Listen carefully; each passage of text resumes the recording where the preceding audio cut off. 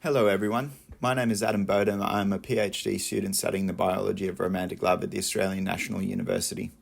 When the International Institute of Love Studies asked me to record Anna Wierzbicka's memories and thoughts on her time studying love, I was more than happy to oblige. I have to admit, however, coming from a biological perspective on love, I was not very familiar with her work, so I did a bit of research. Anna is a Professor Emerita in the Linguistics program, School of Language Studies, Arts at the Australian National University. She has published over 20 books and edited or co-edited several others. Her work spans a number of disciplines, including anthropology, psychology, cognitive science, philosophy, religious studies, as well as linguistics. She has been published in many journals across all these disciplines. Among the most distinguished publications in the area of emotions and love are Semantics, Culture and Cognition, Universal Human Concepts in Culture-Specific Configurations, and Emotions Across Languages and Cultures, Diversity and Universals. She is without a doubt one of the giants of love research. Attending her office, I was a bit nervous meeting someone so prominent in the field. After entering her office, however, strewn with articles and books, I became instantly at ease. Here is Anna's talk, What is the Cross-Cultural Semantics of Love? Enjoy.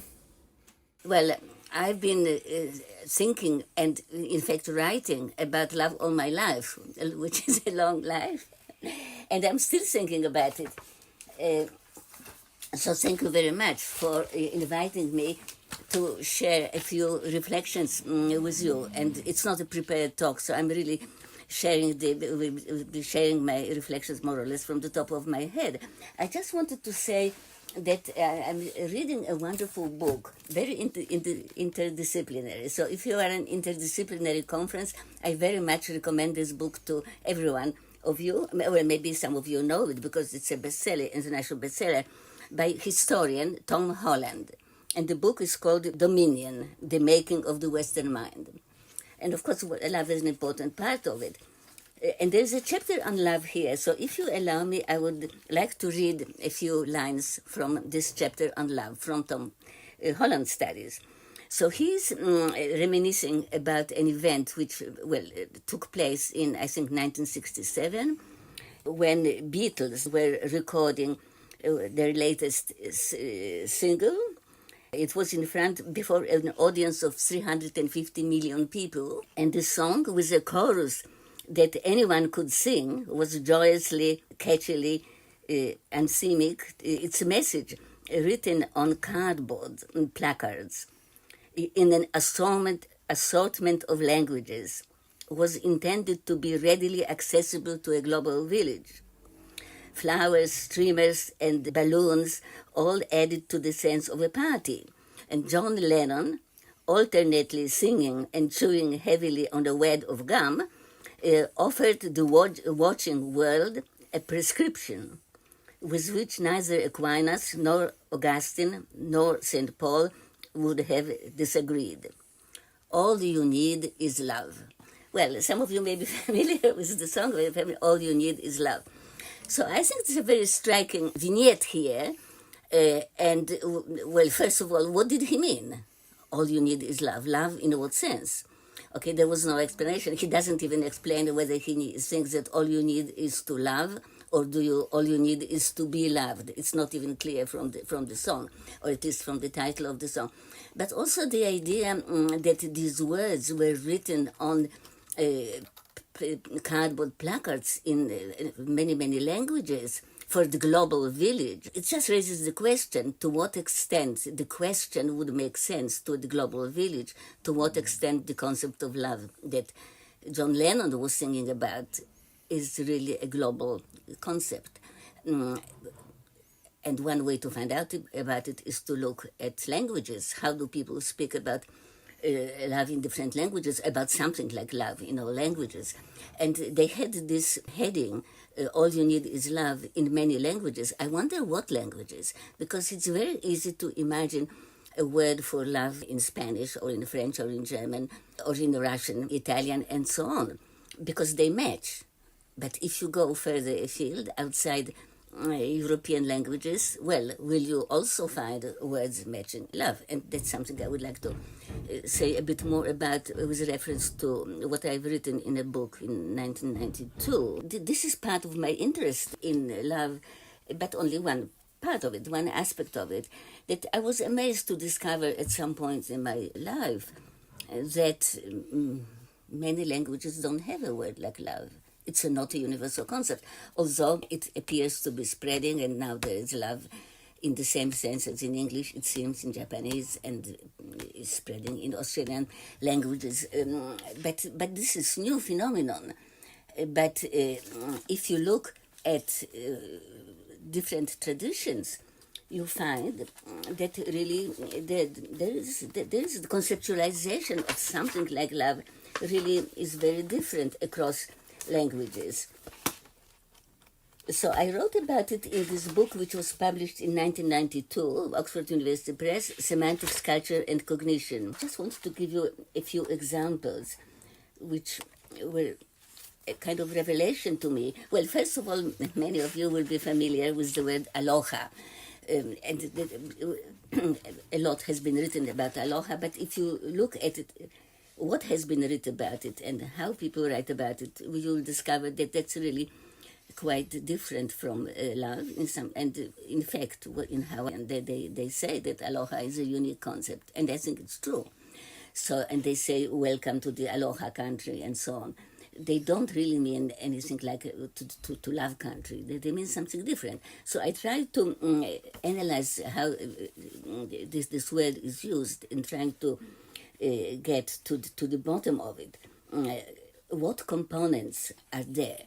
Well, obviously, this which immediately reflects the fact that I think about these concepts in terms of certain semantic components. So to compare concepts similar to love in different languages, well, we need to have a method, a framework of comparison. We don't want to say, well, it's something like love, but not quite, and then use some other English words to say how we think it's different from love and so on. I think that there are certain very important concepts that languages share to some extent, maybe not entirely, but to some extent. So in order to be able to compare them, you need a framework in which you have some concepts which really are shared, very simple concepts. And then you analyze more complex concepts such as love and aloha, for example, through concepts which are shared. But anyway, before I get to this, I will try to present to you what my current thinking about love is, and I can tell you straight away that I think there are three important components in it, which can be stated in simple and clear and universal human concepts. But before I get to this, I just wanted to give you a few examples from this book. So, for example, next to aloha in Hawaiian, you have the Tahitian concept of arofa, which clearly is morphologically related, it's cognate, and you would think that it's the same. But then, when you read about it, and I mean, there are wonderful ethnographic studies of these concepts. For example, for the Tahitian arofa, there is a wonderful book by Robert Levy, The Tahitians, and he writes a lot about how arofa is used in Tahitian. But he says briefly that he glosses it as empathy, pity, compassion. That's what arofa is. That's the closest word they have to love. Well, that's very striking, isn't it? Because love in English, well, whatever the components are, it's not directed specifically towards pity and compassion. And even empathy may not be the most important thing, aspect of it. So it's very different, and it's also different from aloha. Well, I don't really want to spend much time here on analyzing aloha, but aloha is really linked with sort of enjoyment, feeling something good. So it's not geared towards pity and compassion. And there, okay, so there is an analysis of arofa here. Then there is the Samoan concept alofa. As you can see, it's another cognate, related language and cognate word. And there are very good ethnographic studies of it, especially by Ruth Gerber. And she says that alofa is the most culturally salient concept in Samoan. And then she shows that what it means, and it emerges that it's really, again, quite different from love, and different from aloha, and different from arofa. So people think about something loosely comparable to love very differently in different cultures. And I think that's another very interesting question for somebody to investigate. Somebody interested in the cultures of these societies. Why is it that the concept which emerged is that rather than a bit different? But briefly speaking, Gerber ends up with saying that what is most important for Alofa, someone Alofa, is giving and helping, and not intimacy. So you had the empathy mentioned for Arofa, but here there's nothing like empathy and nothing like intimacy. It's really about kind of social relations, giving and helping. Okay, and then I have a chapter here about a number which is called Warm Feelings in an Igloo, some emotion concepts of the Utku Eskimos. And again, I was able to analyze these Utku concepts because there's a wonderful study by a specialist, by Jean Briggs. She has a book titled Never in Anger, Portrait of an Eskimo Family. And you can see from this, again, how very different these love-like concepts are in Utku. So there's, for example, one which is called Eva, which Briggs glosses as follows. Eva means to lie next to someone in bed under the same covers, and with connotations of affectionate cuddling. Well, how different it is from the Samoan concept of alofa, and so on. Okay, and then I analyze a number of concepts from Australian Aboriginal languages, which also have been studied in detail, and so on. So one question is, let's just study all these words in different keywords in different languages and try to establish how they differ and what exactly they mean and what we can find out about the culture from these words. But another question, which to me is very interesting, so what about the English love or the European amour and Liebe and so on? Where do they come from? Because these European concepts seem to match. So where do they come from? And also what these words really mean, which takes me back to the question of John Lennon. All you need is love. Love in what sense? Actually, I think that for essentially kind of practical purposes, it's easier to try to think about the verb to love rather than before we get to the noun, because noun is built upon the verb. But if you say she loves him, and we don't know who she is or who he is, well, what does it mean in English, and what components are really important there? So that's one question. What is the meaning of this concept? And the second question for me is, where does it come from? So one aspect of this concept embedded in European languages like English is that it seems to be a very general concept. It's not, there is no prototype like, for example, mother love. As there is, I didn't mention it, but in one of those key Utku concepts, it's clearly modeled on the love between parents and a little child who's to be cuddled and held and kissed and so on. So, but that's not the model for European love for the verb. And it's not romantic love, because if you say she loves him, you really don't know what kind of love it is and what the relationship is. But we have a sense that the meaning of the word love there doesn't really depend on the relationship. It's a very general relationship. It could be used for a love of husband for a wife, or mother for a child, or grandmother for a child, or a child for a parent, brothers, sisters, and so on. It's an extremely general concept. So one question to ask is, what are the key components, semantic components of this concept? If you say she loves him, what can you infer from this? What do you know? And here I'd like to approach this by trying to explain it not through other complex English concepts, but through concepts which really are, I think we have established, universal. So I think that if you say that if she loves him, it seems to me now But look, I've been thinking about it for 50 years and I'm still thinking about it. So I'm not saying even that what I'm going to say now is some kind of final word on it. But that's how it seems to me now. And actually I published a paper about it, which I would like to, I will mention, say more about in a couple of minutes, in 2019. And there may be even some slight difference between what I published then and what I'm going to say now. But anyway, she loves him. What do you know? Well, I think she thinks often about him. If she loves him, that's one inference, is that she thinks often about him. Another inference, it seems to me, would be that she feels something good for him. And this may be slightly awkward phrasing in English, but you could say that she has good feelings for him, if you like, which means pretty much the same thing, but something like it. And the third component is, I think, that she wants to do good things for him.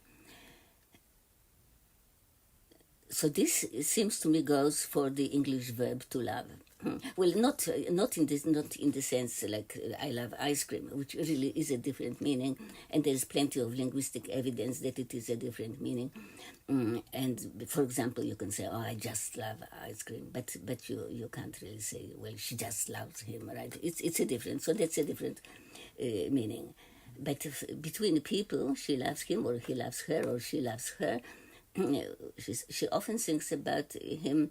She feels something good for him, and she wants to do good things for him. So, and I think that it's the same for the basic love word in German, Italian, Spanish, French, Russian, Polish, and so on. So where does it come from? Where does it come from? So I looked into it, and the title of my paper, 2019 paper, gives you the answer of where I think it comes from. Because the title of the paper is something like the biblical roots of the concept of love, I think. Something pretty much like it. So let me just check. Oh, the print is so small. Well, anyway, the biblical roots of English love, the concept of love in a historical and cross-linguistic perspective. That's the title. So I mentioned in that paper words like fago from If I Look and from other Austronesian languages, and some of those maybe which I mentioned here. But there is also a question of historical perspective. And, the natural hypothesis is to look towards the Hebrew Bible, which in a sense is at the background of the European cultures. And what sort of love word do you find in the Hebrew Bible? So that was the question, one of the questions I addressed in that paper. And to my surprise, I discovered that the main word for love, which is translated as love in King James Bible and in the European Bibles, really doesn't seem to mean the same. It doesn't mean love in a modern sense. So what does it mean? Well, for example, there are sentences like, if you remember, do you remember those patriarchs and biblical figures like Isaac, Abraham, Isaac, Jacob, right? And Abraham had a wife called Sarah, and Isaac had a wife called Rebecca. And Jacob had two wives, Rachel and Leah. Anyway, but what matters here is the couple, the middle couple, Isaac and Rebecca. They had two twins, which I think many people with some kind of European cultural literacy would still perhaps know about. There was Esau and Jacob, the twins. And the key sentence from my point of view is that Isaac loved Esau, but Rebecca loved Jacob. And that was very interesting to discover because these were twins, and it's obvious from context that these parents loved both children. But when they say that Isaac loved Esau, but Rebecca loved Jacob, what they really mean is it's a kind of preferential love most. So that's what the basic, I think the word is ahab, the Hebrew word. That's what the basic Hebrew word, in the Hebrew Bible, it meant. It's the kind of word which would be used about a favorite son or a favorite wife if you have more than one. So that's what it meant. And we do have some echoes of this in the New Testament, because in the New Testament, well, some people may remember that there's often mentioned in the Gospel of John, we often hear about the disciple whom Jesus loved. And that's, in a sense, surprising. Should be surprising to the reader of the New Testament, because it's obvious that Jesus loved all his disciples, well, the apostles. He loved all the apostles. And yet we have this sentence coming again and again, recurring, the disciple whom Jesus loved. Well, the phrase is used because it's John who is writing. So he doesn't want to say I or me, or I was Jesus' beloved example. He obviously avoids this. But he uses this phrase, the disciple whom Jesus loved, and he's clearly using, I think, the Aramaic word there, which is rendered in the Greek New Testament with the Greek word agapao, using the preferential love of Aramaic, which is the same, I think, as the preferential love of the Hebrew. But at the same time, it seems to me, if you study the New Testament, you can see how a new concept of something like love is emerging, which is not preferential love, but love in the general sense, which I've just defined, to try to define, of thinking of feeling something good for and wanting to good things for. So, for example, in the New Testament, the key examples would be, well, when Jesus says, I give you a new commandment, love one another. So when he tells them that's his new commandment, love one another, and he repeats this with great emphasis, he doesn't mean love in a special way, this or that. It's just one another. And then we can see how he extends this word more generally when he tells people, love your enemies, right? It's not about any preferential love. It's a new concept.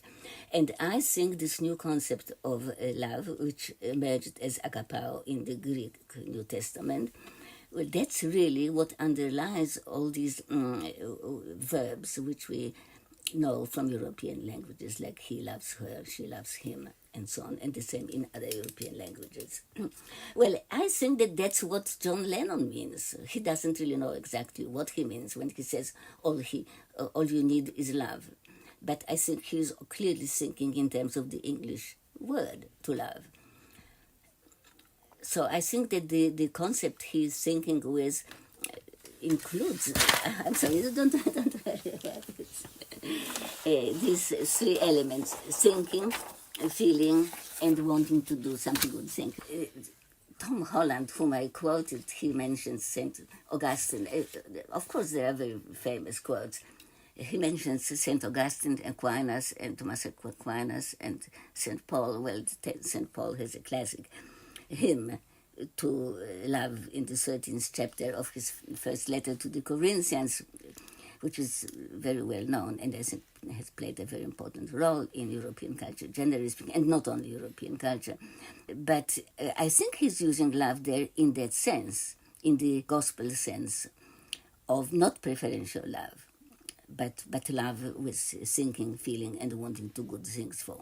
And I think feeling is important, because some people think that love, as we know it from English, for example, it's all about doing good things for other people. But to me, this sounds more like the Samoan concept, which was about giving and helping.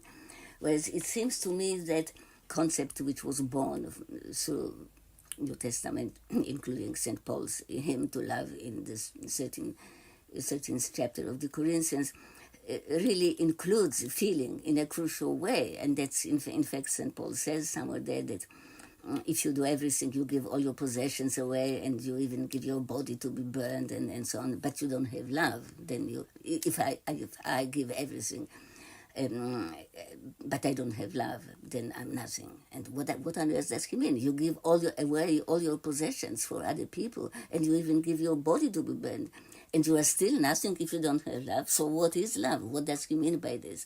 Well, obviously he doesn't mean that wanting to do good things for other people is not important. It's essential. But I think he's trying to say that there is more to it than that. And what is this more? I think that the component of feeling is very important. So you really have to feel something good towards for other people as well, and then this motivates your wanting to do good things for them.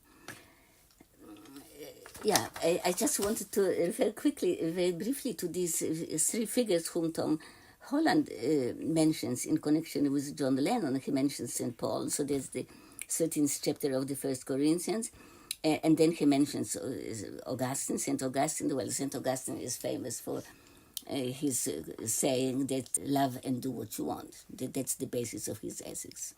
Everything, which well, as people say, it often has been misunderstood what it meant, but that was his basic commandment. Love in what sense? Well, I think precisely in the sense of thinking, feeling, and wanting to good things.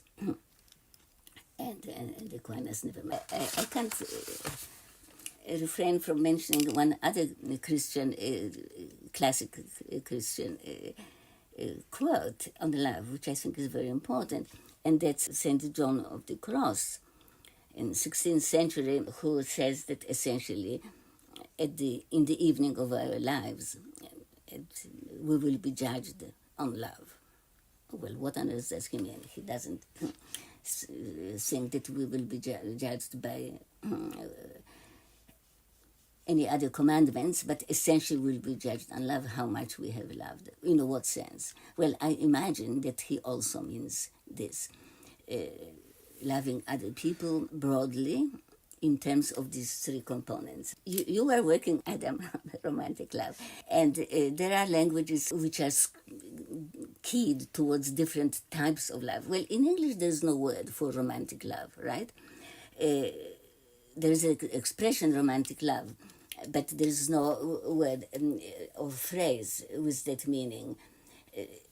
So I think if you talk about materno love or fraterno love or any sort of love modified with an adjective, well, you are referring to a certain prototype, but the key meaning of the verb to love must be there. I was just wondering about the expression to fall in love. Maybe that as far as English is concerned, the expression to fall in love may be the closest to romantic, something like romantic love, because to fall in love would not be used in a literal sense about a relationship between a mother and a baby, right? Or about a grandmother and a child. So that's perhaps the closest, but I don't really know of languages which would have a specific word for romantic love. But, well, that's something which could be investigated.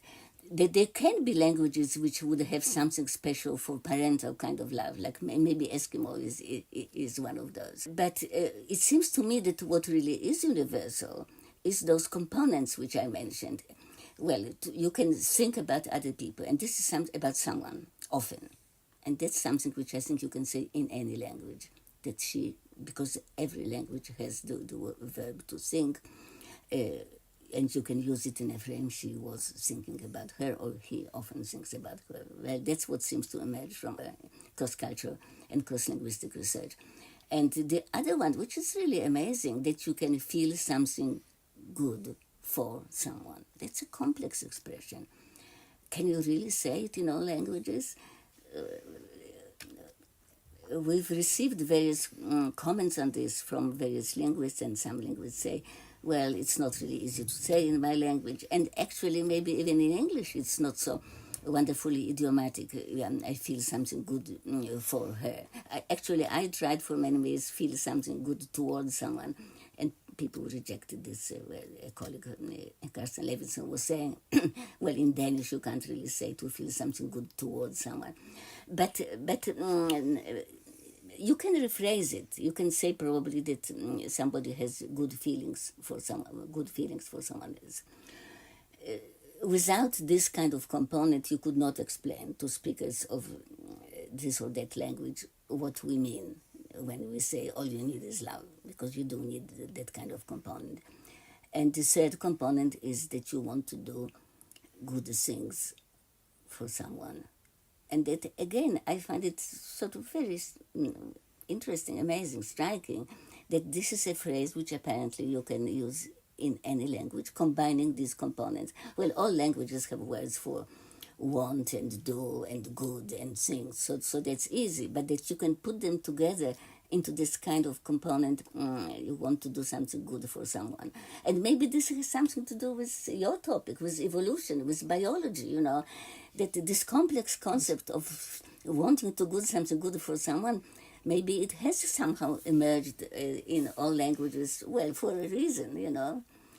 Anyway, I think I'll stop there. So I wish you people at the conference, congratulate you on the topic that you've chosen, and wish you further progress in thinking about this wonderful topic, which is so important. Thank you so much, Anna. That was amazing.